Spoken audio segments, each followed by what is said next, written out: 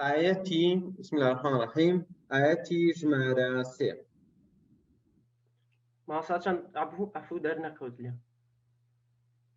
سێ ئاەتی چەند بوو ماسا؟ سێ. باشە مامۆستاگیان.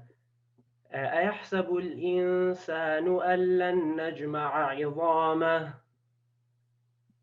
ژمارە نۆ. ژمارە نۆ. وجمع الشمس والقمر. ژمارە 35. ثم أولى لك فأولى. ژمارە 39. فجعل منه الزوجين الذكر والأنثى. ژمارە 27. وقيل من راق. ژمارە 27 ئێستا خوێنتەوە لاپەڕە چەنە؟ مامۆستا لاپەڕە 578. ئەم سوورەتە چەند ئاەتە؟ 40 ئاەتە ئوستاز.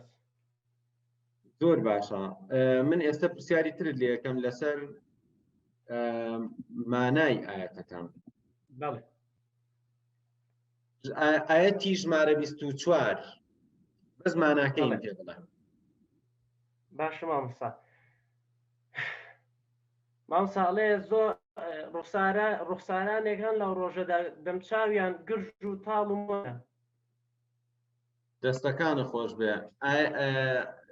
مانای ئاەتی ژمارە سی. گەڕانەوەتان ئەو ڕۆژە هەر بۆ لای خوایە. نامامۆستا ئەڵێ هەر ئەو ڕۆژە بۆ لای پەروەردگار ڕاپێش دەکرێن. هەردووکێ تقریبا ئەو بوو دەستخۆش. کاک محەممەد ئازاد دەستەکانە خۆش بێن خی گەورە سەرکەوتوت بکە ئینشاءڵڵا. مەمنون مەمنون بەڵێ جانەکە بەڵێ دەست خۆش. کاک محەممەد بەڵێ مامۆستاگیان. ئایا لەبەرکردن بەم شێوازە جیاوازی چییە لەگەڵ شێوازەکانی تر؟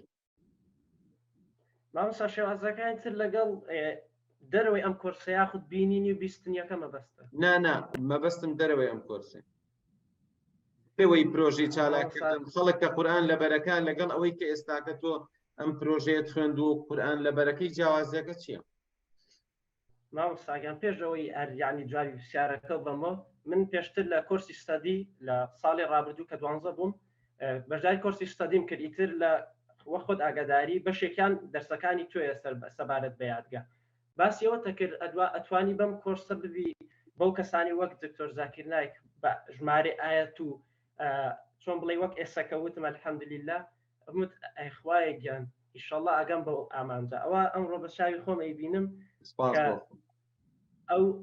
ئەو شتێک کە ئەمووی ساڵی لەمە پێش بەدەست نەهات کەسی ئەم ساڵ الحەمدا کە بۆ ئەوە نەهاتم ئەوە الحەمدا بەنسیب بوو وە سەبارەت بە پرسیارەکە شما مۆستاگیان لە دەرەوە وە خۆتە زانی زۆرمان هەر ئەتوانین بڵێن هەمومان یادگەی ئۆتۆماتیکی بەکارێنی هەم لە دەرسی ڕۆژانی قوتابخانە و لەبەرکردنی هەموو شتێکە یعنی هیچ کۆدبەندیەک ناکرێ الحەمدا من ئەم سوورەتەم بە 25 خولەک لە ڕۆژ جومعە لەبەر کرد نەمزانی ئەم پێشبڕکەیە ئەکرێ ڕۆژ شەمە ئاگاداریان کردینەوە ئیتر بە جوانی بەسەریا هاتمەوە هەر سەرەتای ئاەتێکم پەیوەست کرد بە سیستەمی سەرەکیەوە کە بەڕاستی ئەوە قەت لە خیاڵی منان نەبووە بڵێ کاکە محەممەد ئاەتی بۆ نەسینۆم بۆ بڵێ بە تەفسیرەوە بە ژمارەوە چەند ئاەتە ئەکەوێتە جوزئی چەنەم خۆم لەو شتانە زۆر باشنەوە بەڵام الحەمدا سیستەمی سەرەکی زۆربەی کێشەکانی الحەمدا چارەسەر کردووە. سپاس بۆ خوای گەورە سپاس بۆ خوای گەورە سەرکەوتوو بین ئینشاءڵڵا. من مەمنونی ئەم مامۆستاگیان. بجید